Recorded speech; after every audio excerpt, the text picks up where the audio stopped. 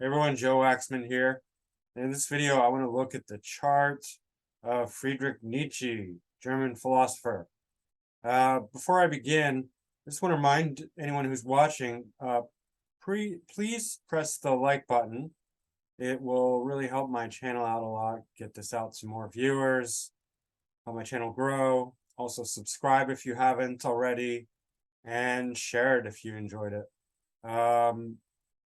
Yeah, so I just want to say that, start with that. It's really important. And let's get started.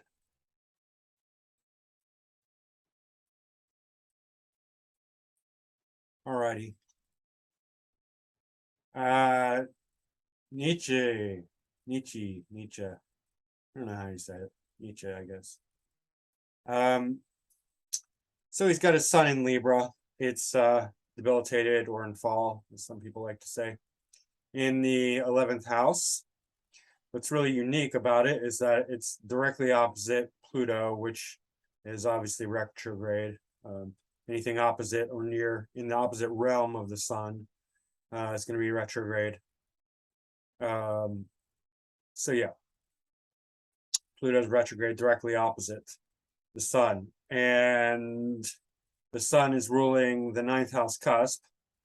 And his chart is weird. It's at his ascendant's at the 29th degree, so it's gonna be very odd, but we'll get to that. So, I mean, this is the 11th, but 12th whole sign. So it depends how you want to look at it.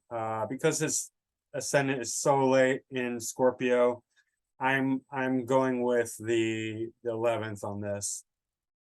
It just feels more appropriate, more correct. And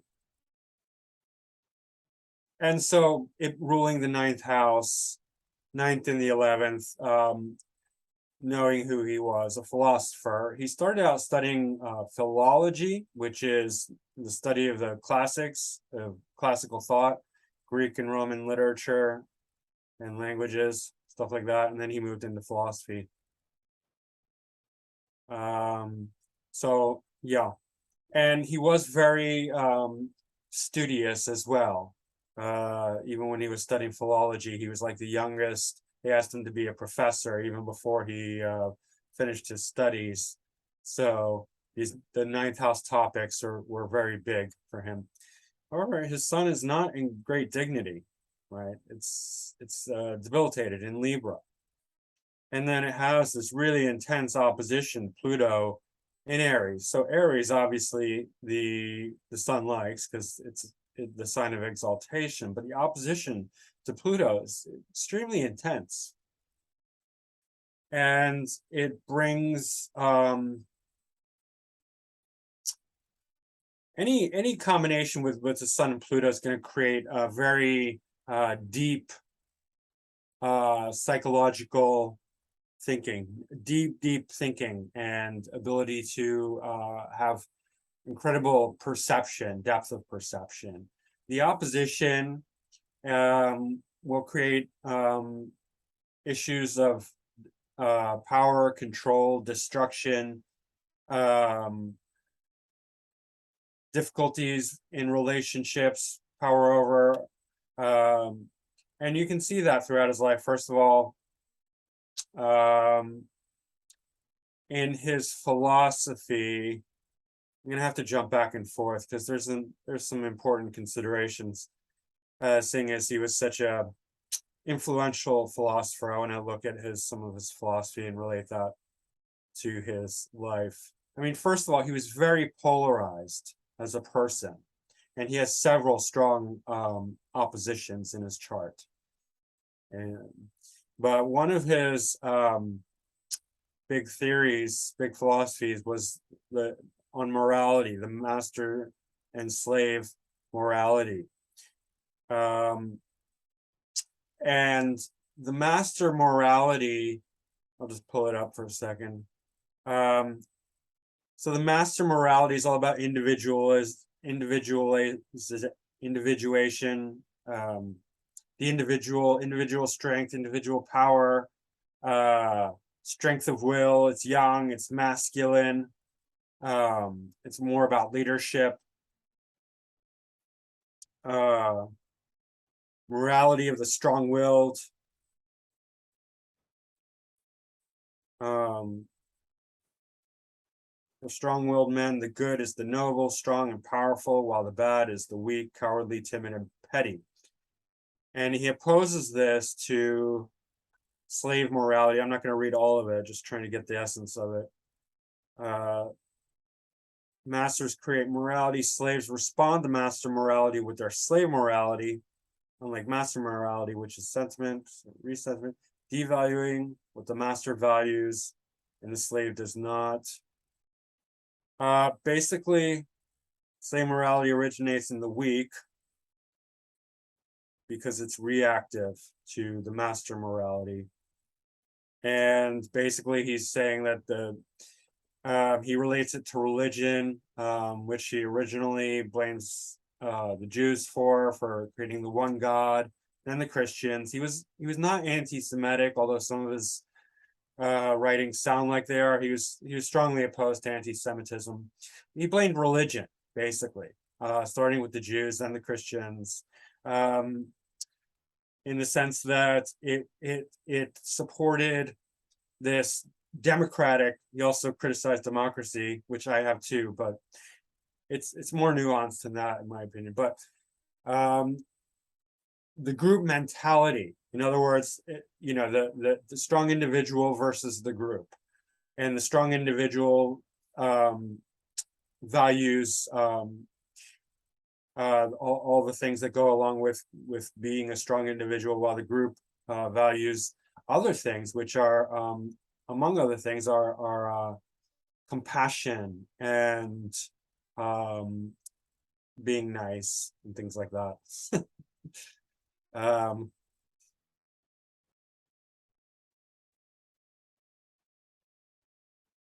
Yeah, I can't remember where I'm drawing this from, somewhere probably on that page.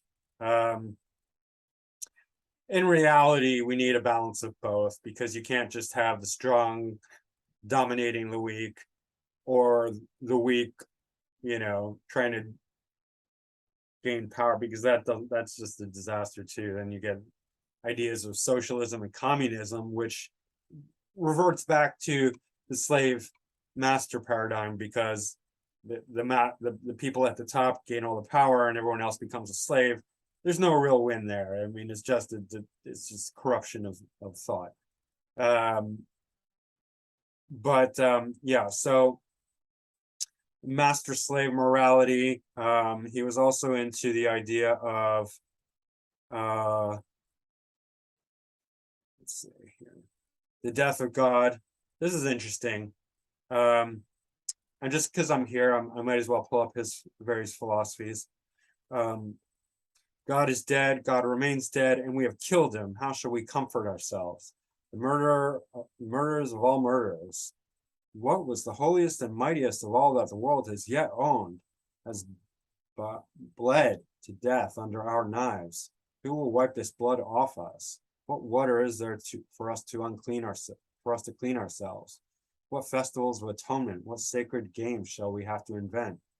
Is not the greatness of the deed too great for us? Must we ourselves not become gods simply to appear worthy of it? I mean, sounds like materialism to me, but said in a very eloquent way.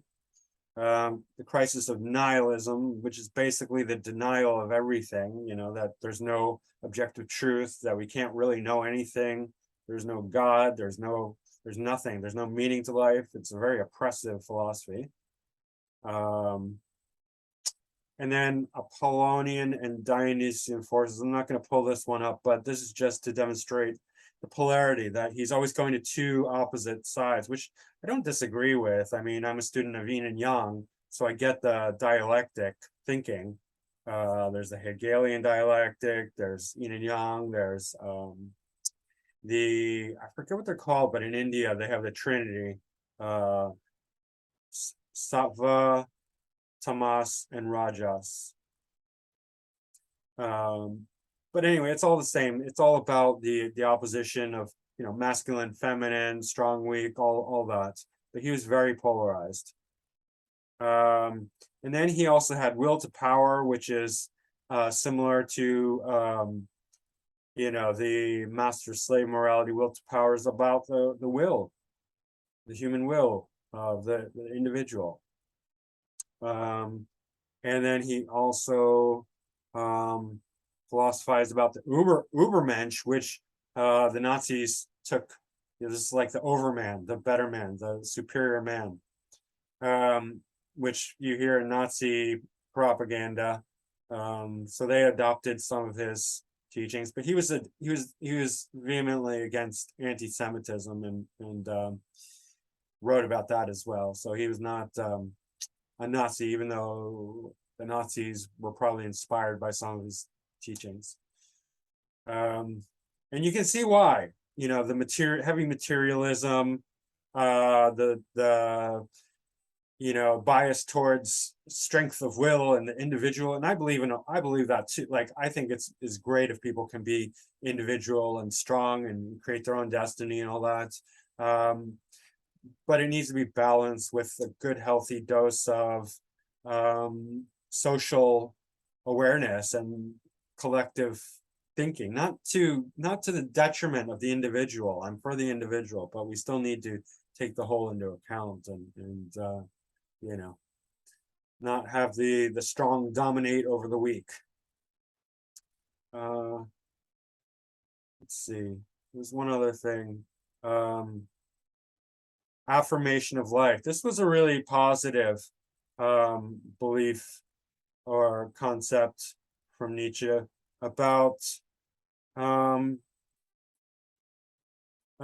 just being positive. Let me pull it up. I don't want to mischaracterize him. If we affirm one single moment, we thus affirm not only ourselves but all existence. For nothing is self-sufficient, neither in us, ourselves, nor in things.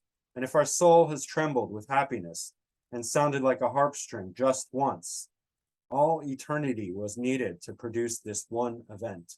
And in this single moment of affirmation, all eternity was called good, redeemed, justified, and affirmed. That is a very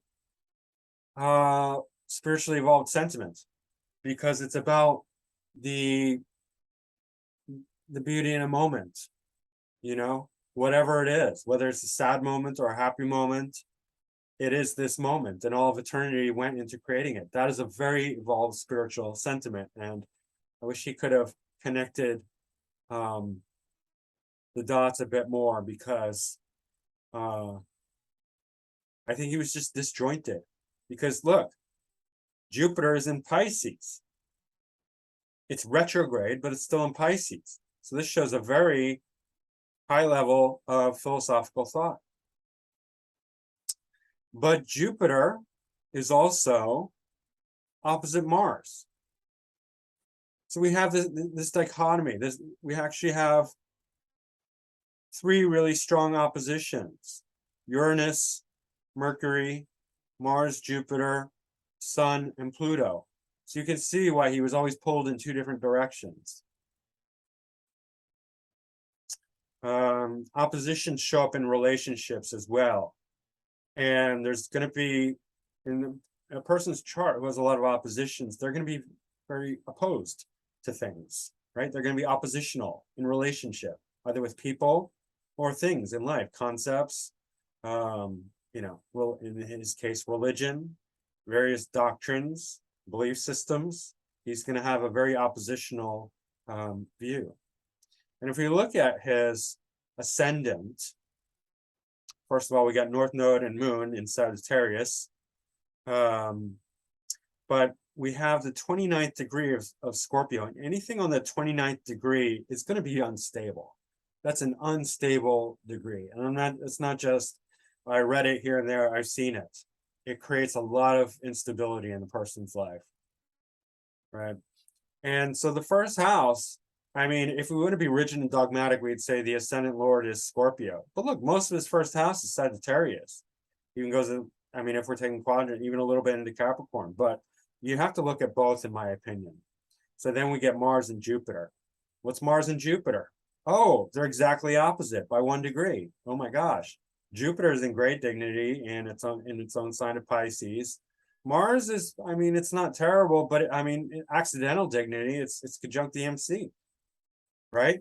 And Jupiter's conjunct the IC. So this is a very strong axis, but very divided, very oppositional. The two halves of himself are going in opposite directions. One is Mars going to the public, conjunct the MC, which is what I have. Scorpio ascendant Mars conjunct the MC. So it's like public recognition. And then Jupiter is, and not only that, Mars is very, Mars conjunct the MC is actually a great position because it works very hard for the career. Because Mars is the planet of action and initiation and fight and male aggression.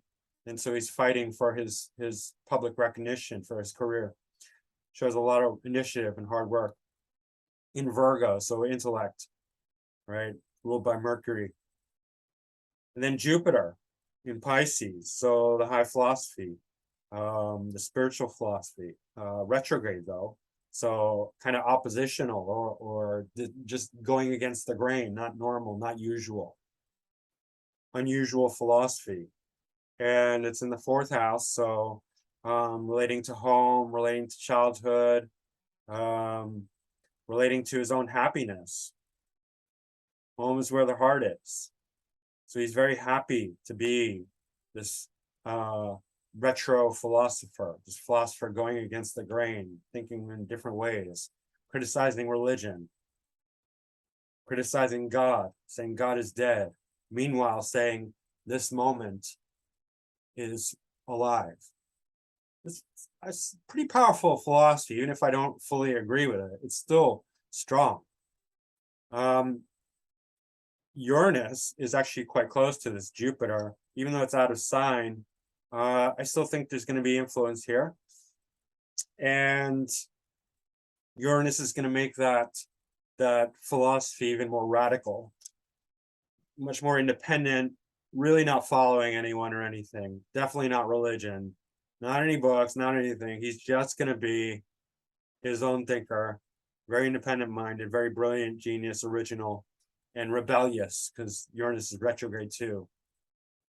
It's very rebellious spiritual philosophy. And I'm calling it spiritual because of that the affirmation of this moment, however you put it. I don't want to share the screen again, I already forgot.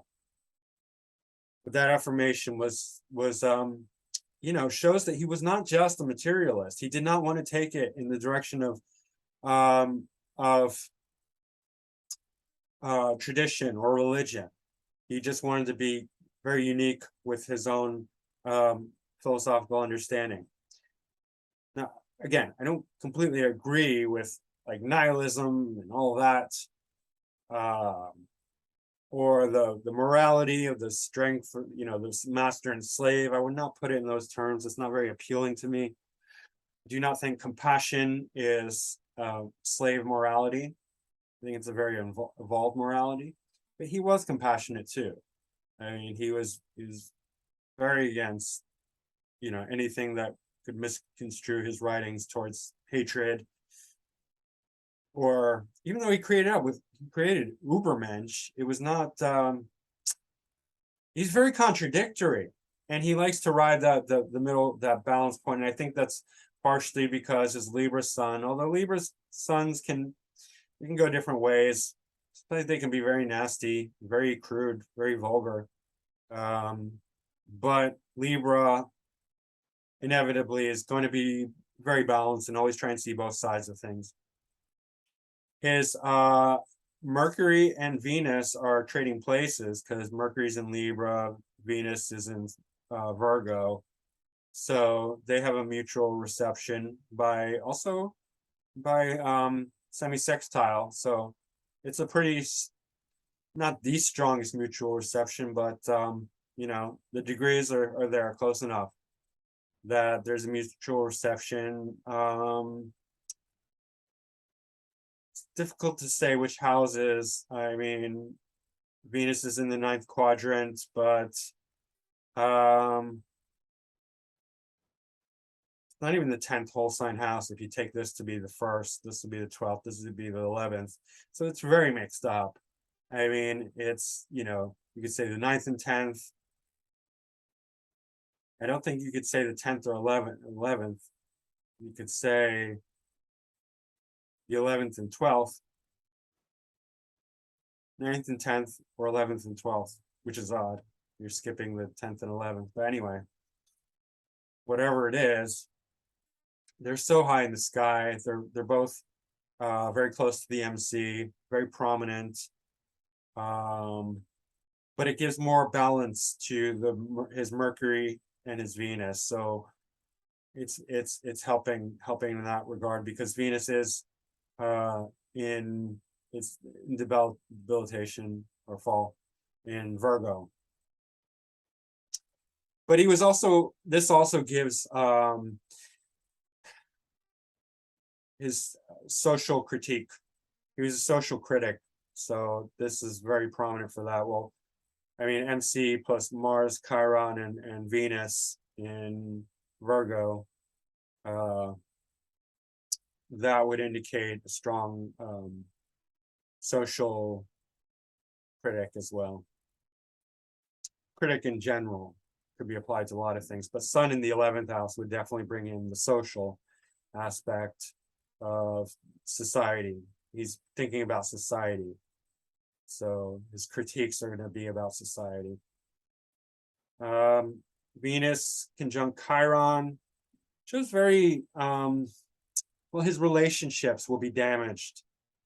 And he did have difficult relationships, and you can see that here with South Node in the 7th house. If you have South Node in the 7th house without any modifying factors, you can remain single.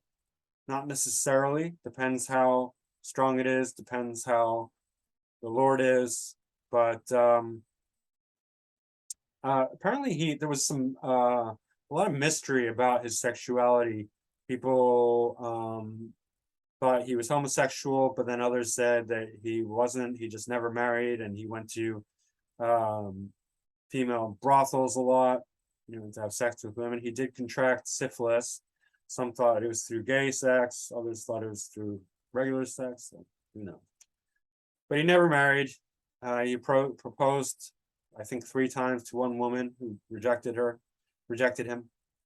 And then Venus is square the nodes as well. So that's another difficulty regarding relationships. And then trading places with Mercury. So Mercury is getting in on the square. Mercury is well, Venus is the actual 7th house cusp ruler, but Mercury takes up the whole 7th house, most of the 7th house. So his relationships are getting squared here by the nodes, which doesn't necessarily, I wouldn't say necessarily negates relationships, but does create tension around relationships and around the Venus Mercury themes, which would include 7th house relationships and 11th house social society groups, networks, career success, things of that nature.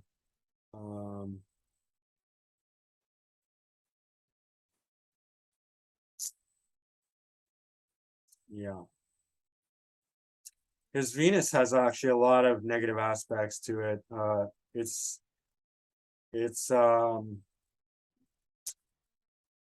semi-square the sun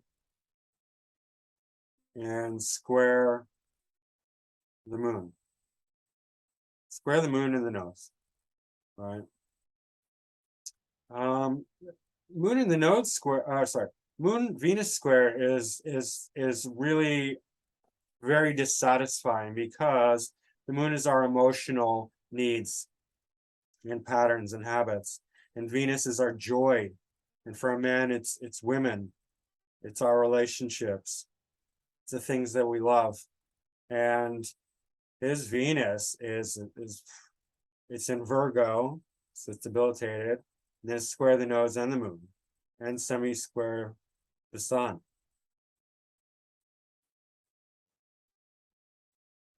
So That is difficult.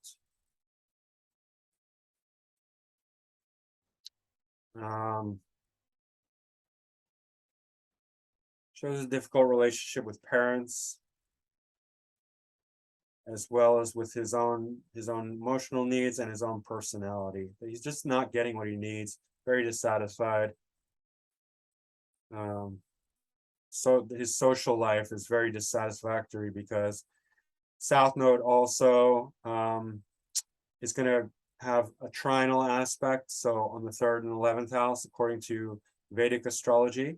So these are all his social outlets. Even though Sun is in Libra in the 11th house, it still shows a general dissatisfaction. Well, Sun's debilitated here. But Mercury and Venus trading places is beneficial. So it's not a complete loss. It's just very difficult. And, because Venus is getting some Libra energy, Mercury's getting some Virgo energy.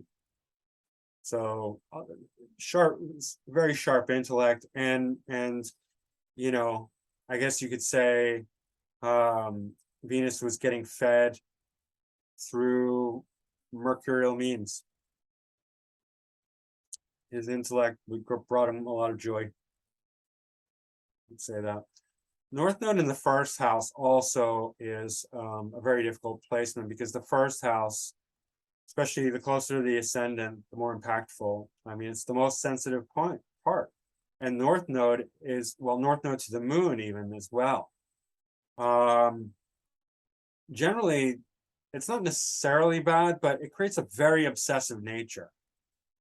So I have North Node in the 1st house. North Node in the 1st house becomes obsessed with self-discovery, self-learning, learning about the self and building up the self and self-mastery.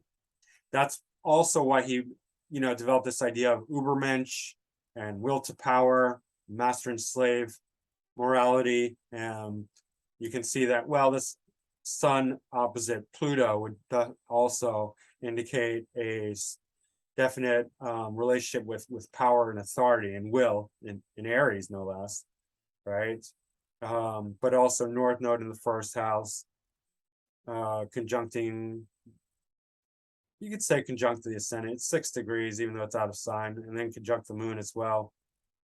So this obsession with self and power and will and control, it's very strong in his chart. Saturn is at 0 degrees Aquarius, so it's in pretty good dignity. It is, second, third, take your pick, either one will work. I mean, technically, if we take Mars to be the 1st house, whole sign, second, third, it would be in the 4th. But I'll go with 3rd.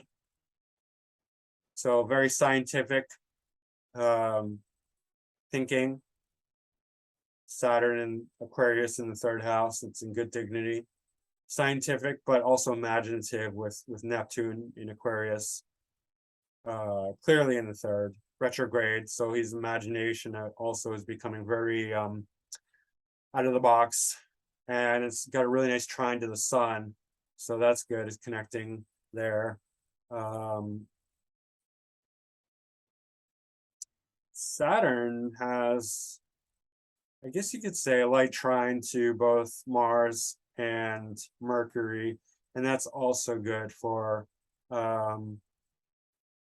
his general thinking ability, being able to be strong-willed, self-disciplined, and scientific in his thinking. And then the Neptune adds to his imagination a lot. He had health problems his whole life. Looked to Venus for that. Venus in Virgo, conjunct Chiron, and the squares to Venus, Moon square, Node square Venus. Throughout his life, health problems. Also, Moon is controlling the 8th house in the 1st house. So that is difficult. Eighth Lord is Lord of death. I mean, that's eighth house, eighth Lord. That's where we look for death. He died young, but not before he went completely insane, sadly. But you can see this splitting of his personality. 29th degree, Mars, Jupiter, opposition completely. Sun, Pluto, opposition. Pluto is, I mean, this is a really heavyweight opposition, as well as the ascendant, both ascendant lords in opposition. And then Mercury, Uranus opposition. Mercury, Uranus in aspect creates brilliance, right? Because Mercury is the intellect, Uranus is the complete independence of mind and the originality of thought and the ideas of invention, the great awakening. Completely brilliant, but like totally, I mean, it's such a difficult, he's got a lot of good things too, right? These trines, North Node is trine Uranus, so that's really boosting his Uranus. Jupiter and Mars are both in good aspect, trine and sextile to the ascendant. So that's quite good. So you can see, like, he was brilliant, he was famous, he made a huge name for himself, did, you know, wrote lots of books. Some of his ideas were great, some were not so great. Fascinating character, really. North Node conjunct the moon creates an obsession with becoming emotionally satisfied. And it being in the first house, this is just adding to that self-obsessive and now emotionally needy quality that he had, which is really interesting. And he could not find it through relationships, which must have been very difficult for him. Yeah. I know this well because, like I said, I have it. Relationships become very empty. That's what the South Node represents. It represents detachment. Like, been there, done that. Can't really find any joy in it. Like graduating high school or college, you can't go back. Once you've done that, you can't go back. Wherever your South Node is, you can't go back. You can go back as sort of like an expert. You can go back to high school or college and be like, hey guys, I've already been through all this. This is what you need to know. I'm an old pro. I'm a veteran. Like, this is how it's done. That's what you can do with your South Node, but you can't go back and enjoy the things in the way that you used to. So relationships for him are really beat, unfortunately. Doesn't mean he can't be Geminian in nature or Mercurial, or talk to people. Often South Node in the seventh house can be the most well-versed as far as like being able to relate to people because of the South Node. It's just they have a detachment. They can't enjoy it. They can't gain satisfaction from it, unfortunately. So let's look at his draconic chart because there's a few interesting things there as well.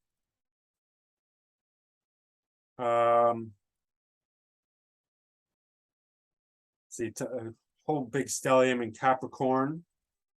His natal Saturn is in great dignity. This adds to his scientific mind. Mars is exalted in Capricorn here, still conjunct his MC. In the second house, third house, second moving into the third. Well, I guess in Capricorn would be more second house, but you know, Sun over Neptune in Aquarius, more scientific and imaginative thinking. Neptune is illusion, delusion, fantasy, as well as imagination and spirituality. So, you know, that mental break that he experienced, I think he was only in early 40s when that happened. And then he suffered strokes and died. And there was all sorts of speculation as to what caused it, but I'm looking astrologically, it's no mystery really. Ascendant in Pisces over Jupiter in Pisces. Brilliant, right? Because Jupiter, philosophy, philosopher, Pisces, relating into the spiritual quality as well. You know, the affirmation of the moment. I forget what it was called, actually. And then Moon, exactly conjunct Uranus, right? The brilliant mind, the brilliance of thinking, but also potential for that Uranian imbalance. I mean, trauma, craziness, insanity. I mean, the outer planets are, all three of them can produce very undesirable results, as well as fantastically, you know, brilliant results. All of it, you know, the whole, both sides, depends how they're aspected. But this is opposite natal Mercury, right? So Moon Uranus opposite natal Mercury, so the opposition is very difficult. Saturn in Taurus conjunct the descendant, right? Rejection in relationships. I mean, Saturn can provide a very stable, long-lasting relationship, but Saturn and South Node, it doesn't seem too good. All right. Neptune, nah, delusion, fantasy, you know, not really all that great for relationships. And then Jupiter in Cancer conjunct Uranus in Cancer. Jupiter is exalted in Cancer. And technically this is the 8th house, right? Because the MC is over here. This is the 9th house. But I think it probably has some 9th house influence. Let's see. Yeah, I mean, it is trine to the ascendant. So that indicates a 9th house influence. So it's 8th, 9th. So very deep thinking, high philosophy, originality, the Uranus, brilliance, right? That's very appropriate, very telling. And then Pluto in Leo, this again would be 10th whole sign, but 9th quadrant. So, you know, very powerful philosophy as well.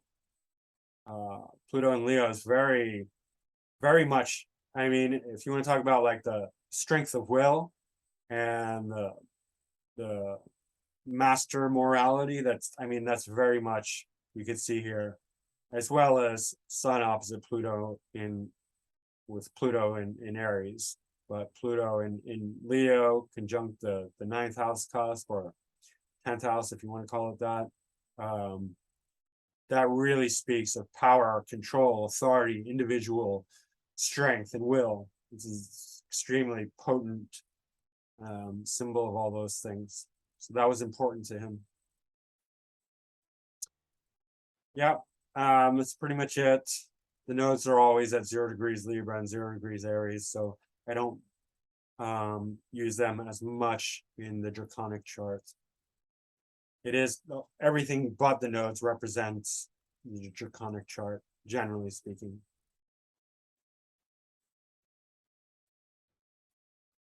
So yeah, that's Nietzsche.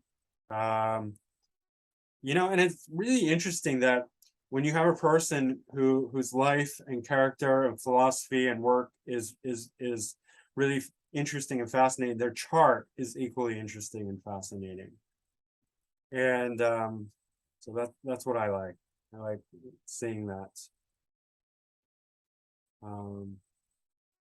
So that's it for today, guys. Don't forget to hit that like button. It's really important. And subscribe if you haven't already subscribed.